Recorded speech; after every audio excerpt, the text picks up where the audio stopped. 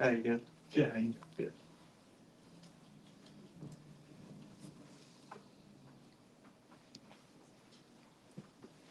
Cool.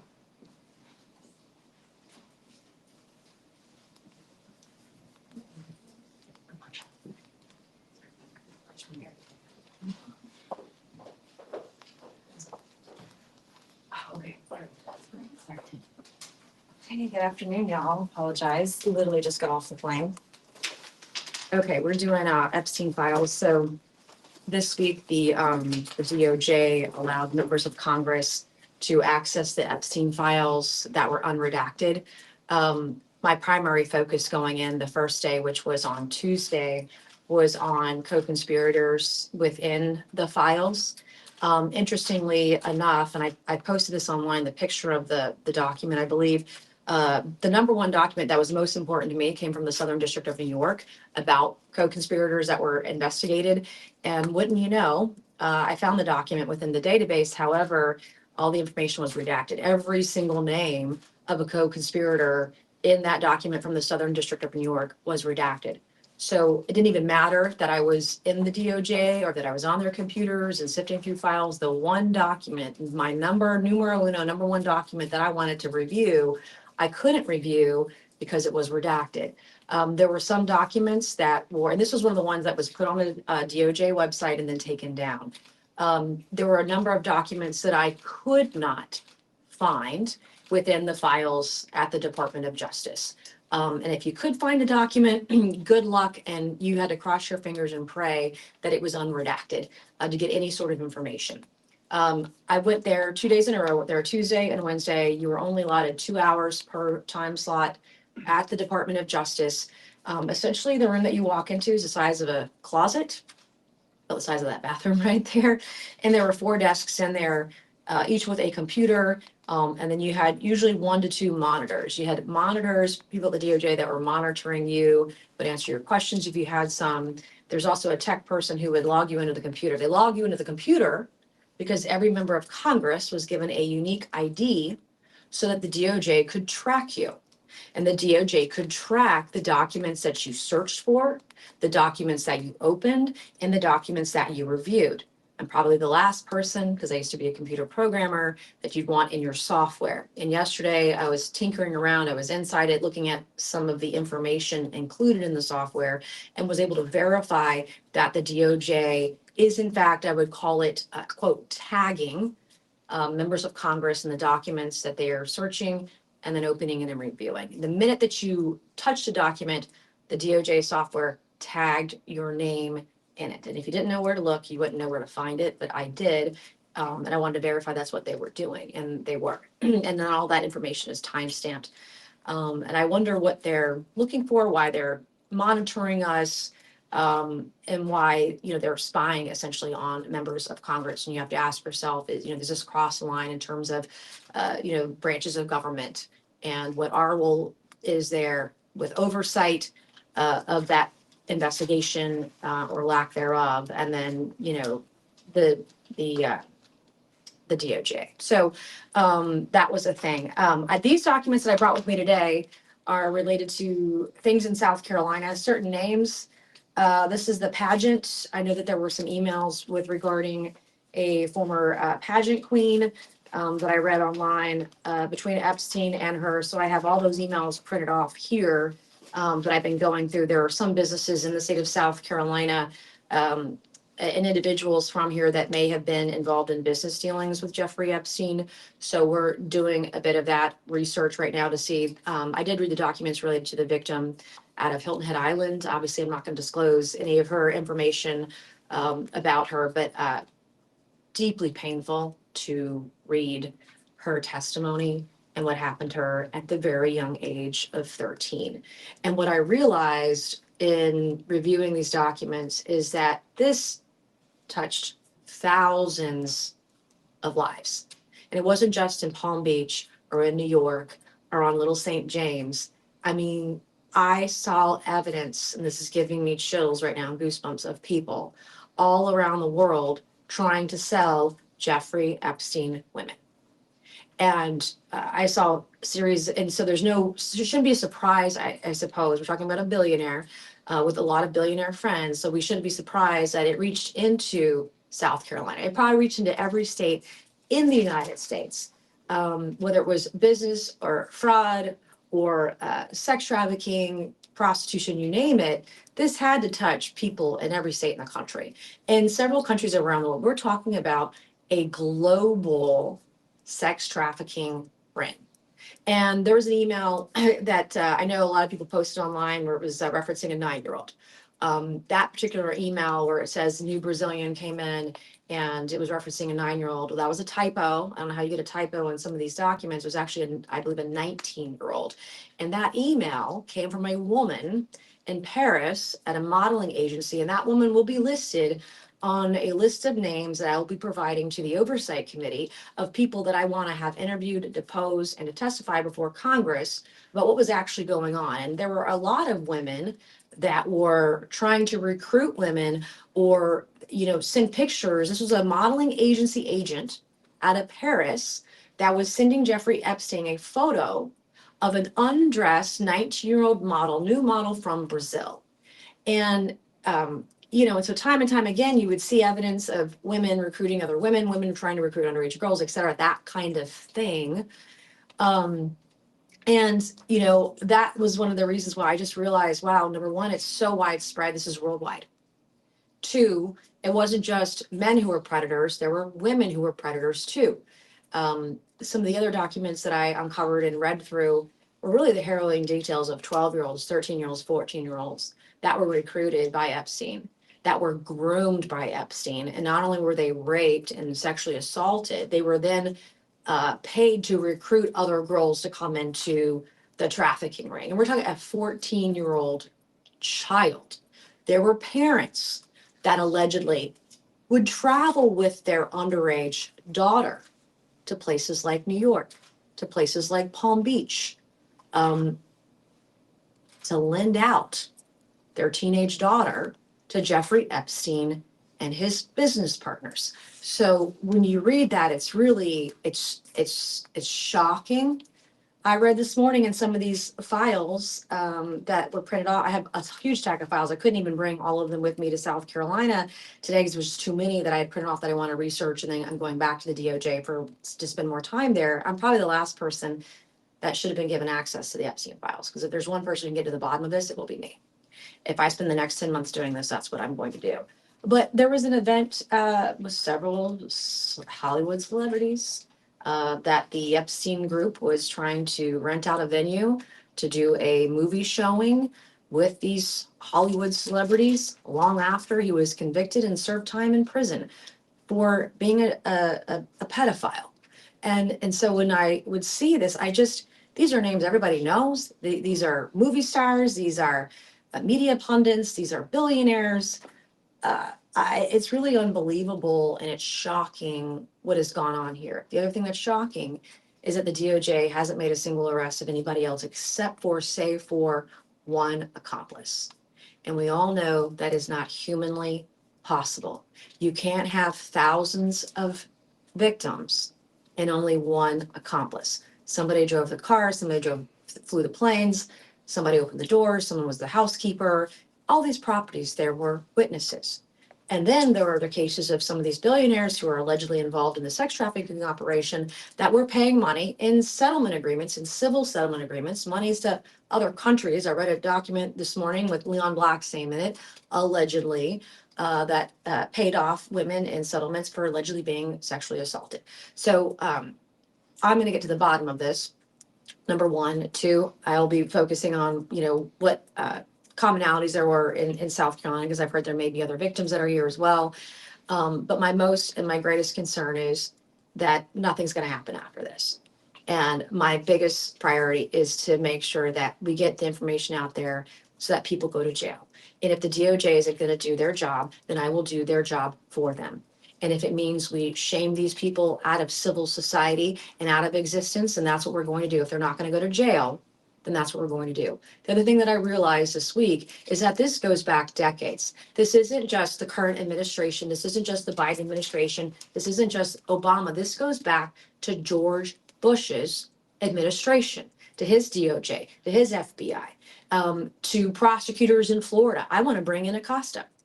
I want to know why this deal was done. The victims weren't asked about settling it out with Epstein and why that happened. I want to know why these predators were protected and the victims exposed. And as we all know this week, there were victims' names and contact information that were made public.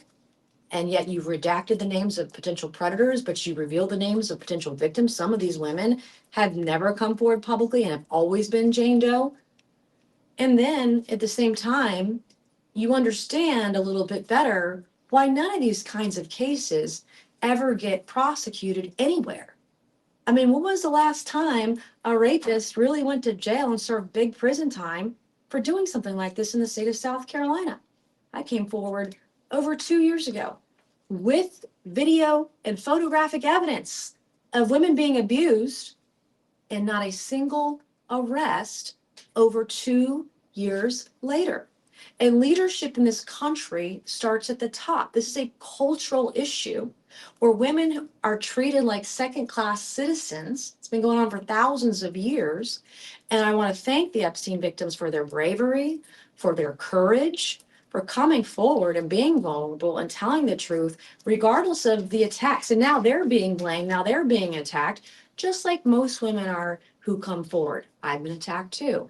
But people have to go to jail. And if we can make this happen with the Epstein and the Epstein cases, then it can happen everywhere in the country for every young woman who's been abused. The letter I put out today to the DOJ, and I have 4 letters right now that you're going to be seeing in my office disseminate over the next couple of days based on my last 2 days at the Department of Justice. This one today was to Attorney General Pam Bondi. We have this law signed into place, the Epstein Files Transparency Act that was signed into law that requires the Department of Justice to release all unclassified records. Now, the DOJ has put records up and then taken them down. And I want a list of all the records, the file names, and a quick summary of what that document is, why it was removed from the DOJ website, and what was the reason, and when it's going to be placed back up on the DOJ website. And then I'm going to want to see a copy of all those documents unredacted.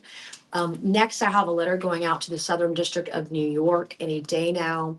One of the excuses of the DOJ, and this can't possibly be true, no one in their right mind believes this, but one of the excuses that we were given on the reason why some of these documents were redacted in the DOJ system is because they say that's the way the data came to the DOJ. That it came already redacted, protecting the names and identities of the predators. We all know this isn't true. Because if the names of the victims in those same documents weren't redacted when they came over, then you can't tell me that it's truthful that they were redacting the names of the predators when it came to the DOJ. I don't believe that.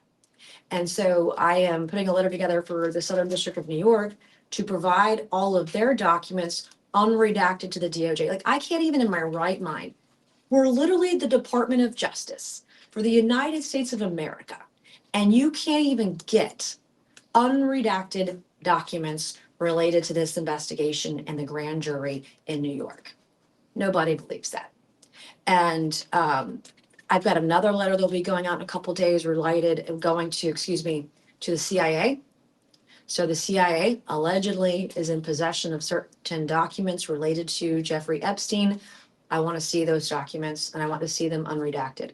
I want to see a copy of all of Jeffrey Epstein's passports, and under every single pseudonym, he had those passports under as well. So you'll see that. The 4th one, I was doing this like stream of consciousness yesterday and this morning. Do you remember the 4th one? No, I can get it. We can follow up with you afterwards. It's been a long week. But at the end of the day, it's going to be a list of names. I'm sorry.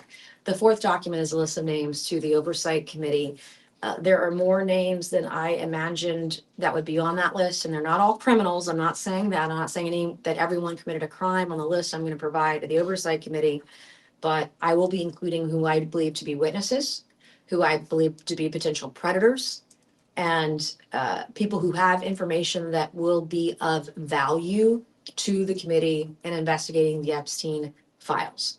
I am taking great care, because there are names of women on my list, to ensure that the women I will be listing are not victims of Jeffrey Epstein. So that's my number one priority, is to make sure that I'm not exposing any victim unnecessarily. I will not make the mistake of the DOJ. All right, and the list is actually, it's very long, and it's in my it's in my notes here. I've got my notes from the DOJ, and I've got a list of names of people within this, that I want to, that will be on that list to the Oversight Committee. I've warned the chairman that that list is coming, and I want those people to be invited to testify or be interviewed or deposed by the Oversight Committee. And if they won't come to the Oversight Committee, they need to be subpoenaed.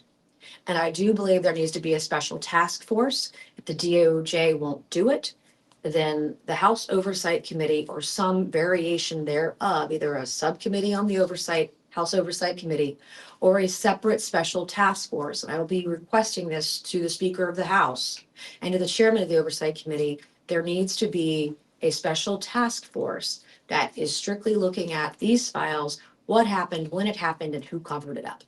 Because at the end of the day, none of this matters if nobody goes to jail and if none of these predators are shamed out of existence. So with that, I will take some questions. Yeah, question for you. We've seen across the globe other leaders step down because of their ties to Epstein. Why do you think that has yet to happen here in the States? That's a great question. We've seen more punishment of some of these potential predators in other countries than our own. You saw Prince Andrew and his title taken away. You're seeing diplomats stripped of their titles and their diplomacy in other countries. Even now, from what I've read in media reports in the UK, King Charles is embarrassed by my comments, by other comments about Prince Andrew.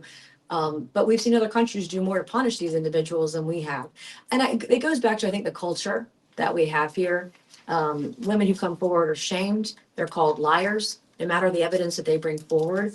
I'm a witness to that. I've seen that. And it's shameful. It's disappointing. But the only way we change the culture of society is just by pushing harder, pushing for the truth, and pushing for accountability, and pushing for responsibility. And I want all those who covered this up to go to jail, along with those who committed the crimes. What's your reaction to how Attorney General Bondi, I guess, performed in front of that hearing the other day? When she was asked a tough question, she discussed the Dow and how high the stock market was doing. It's shameful. And the other thing I saw on photos, I'm not on judiciary, so I wasn't in the hearing, but in the Judiciary Committee, she had her folder open, and you saw an image of a search history of a member of Congress in the software, in the database. Why is the DOJ, why is the Attorney General carrying around a folder of the search histories of members of Congress who only simply want the truth? She should answer for that. And I think she should come before the Oversight Committee, because I have a lot of tough questions for her. Are there any names on the list that you can reveal? Well, Bill Gates is going to be on there. I've talked about him. Leon Black is another one who's been mentioned in the press. Again, when it comes to some of the female individuals, I want to make sure that I'm not revealing the names. We have vetted the list of females one time. I found more names yesterday, so we're going to do a second vetting of those names. The magician, whom everybody knows, is going to be on the list. Jess Staley is another one who's going to be on the list. So some of these names you're going to recognize, but then there are others who worked in the houses, who clearly witnessed things, that I'm going to ask to come forward and answer questions. And have you seen anybody in the? I guess what I'm getting at here with your list, are any of them, Republican allies of the president, or are they all? There'll be a mix of Not Republicans and allies. Democrats. That are I'm going to be equal opportunity about the names. I'm not going to be. Sure. I'm not going to be filtering it for political affiliation. Okay. Mhm. You noted in the, holding up some of these files that you've brought with you today that you have seen South Carolina connections. Mhm. Based on the materials that you've reviewed, do you see any potential South Carolina co-conspirators? I don't, not in the co-conspirator side. Now, I haven't read all of the pageant emails to know if that individual was involved in any of that, but I have not. What I have seen is, I think, some records related to a Ponzi scheme, some records related to individuals that worked on, he has a yacht club sort of thing and some of the construction down there, but I haven't seen anything regarding any co-conspirators. Some of the victims in the room with Pam Bondi said that they are feeling dehumanized by their treatment there. I want to get your thoughts on that. Well, I mean, they've gone to the FBI, they've gone to the DOJ, and it fell on deaf ears. So to say to them, you can come and talk to us anytime when they've been denied that up until this point, it's, and they've been not denied it, it's not just Pam Bondi. I mean, this is Merrick Garland. This is Joe Biden. This is Barack Obama. This is George Bush. This is everyone under their leadership as well that turned a blind eye to all of this. This is Alex Acosta in Florida. What was going on in Florida? Why weren't the co-conspirators charged in Florida? At the very least, if you can't get it federally, then what can we do at the state level, right? And that didn't happen. Didn't happen in New York. Didn't happen in Florida, or in the BVI's either. So there are a lot of people that have to answer for this. This has been going on for 20 plus years. Have any potential Epstein victims reached out to you, particularly any with South Carolina ties? Not anyone in South Carolina, but I met with victims this week. The family of Virginia Guffrey Roberts was in my office a few days ago. I have met with victims a couple times, both in person and virtually over Zoom. And they've listened to their stories, and it's sad. President Trump's name does come up quite a bit in these documents. There are also other names that have come up. Based on Attorney General Pam Bondi's responses yesterday when she was questioned by your fellow House members and this volume of names, are you satisfied that victims will be brought to justice? And do you have any concerns about this DOJ shielding powerful men even up to the White House? Well, Donald Trump, number one, is exonerated in the files. Number two, these women will never get justice. Like so many women around the country who come forward, they will never get justice. I have lost all faith personally in the justice system.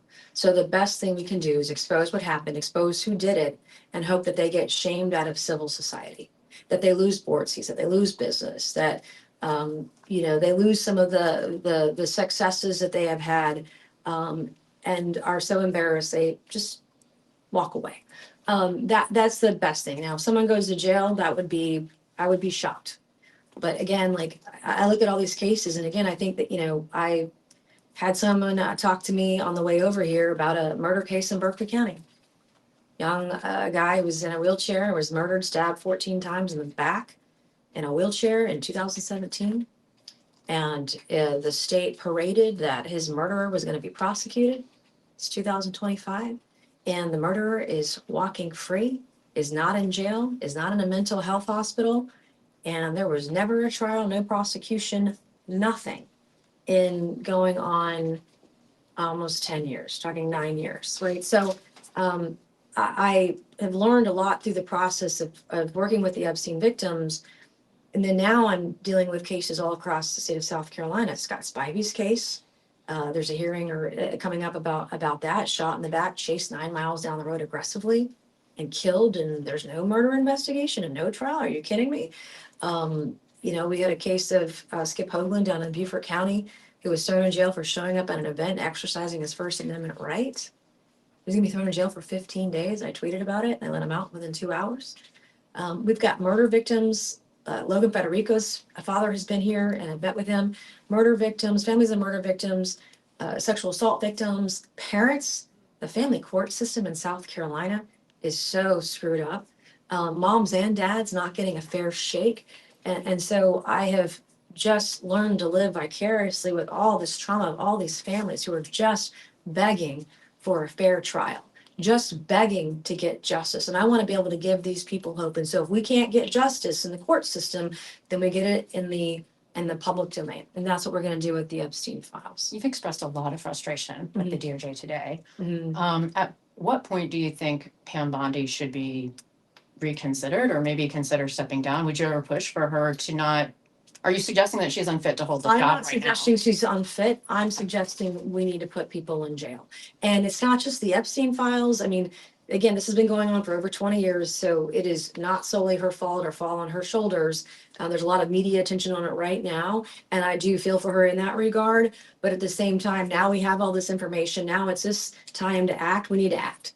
But people have to go to jail for committing crimes. And if they walk free, then again, it just trickles on down. Then you know, you never ask someone to do something you yourself would never be able to do. And if people aren't going to jail for being a pedophile, then gosh, well, that if they got away with it, then we don't have to prosecute it either. It just makes life easier. And for example, in the state of South Carolina, there's a bill that just passed in the state house that would increase the mandatory minimums for child pornography and child pedophilia and sexual exploitation of a minor, et cetera. But none of that matters. That might make you feel good, but it doesn't matter if you're not prosecuting these people. And in the state of South Carolina, they do like a lot of places do, where they just plead everything down to one charge and then hope nobody looks. They may or may not go on the sex offender registry. If they plead to simple assault rather than a child sexual exploitation of a minor, they never see the sexual offender registry, but it's pled down and then nobody goes to jail. Donald Gresh facing 6 years, spent 1 day in jail. Travis Reed Gay was facing 70 years, spent a couple hours in jail. I mean, that's just, again, the feds need to do it and set the example and set the tone for the rest of the country. And that's what I want to see happen, because I want people who are bad and break the law to go to jail. What are your thoughts on elected officials, public elected officials who have yet to acknowledge anything about these files? Well, it's sad, but it's not surprising. People don't want to stick their neck out for victims, and that is tried and true. Most of the time, that's just how it is. And one of my biggest frustrations right now is politicizing the Epstein files. Trump didn't do anything wrong. He was exonerated by victims and exonerated in the files. But, you know, the left wants to just say his name and say Epstein, and my gosh, they can raise a bunch of money. But our focus needs to be on the victims, and the focus needs to be on getting the victims justice. Because if they can get just a little bit of justice in this, then that gives hope for every other woman who needs to come forward and tell her story to get justice of her own. And that's why, you know, this is so important to me personally.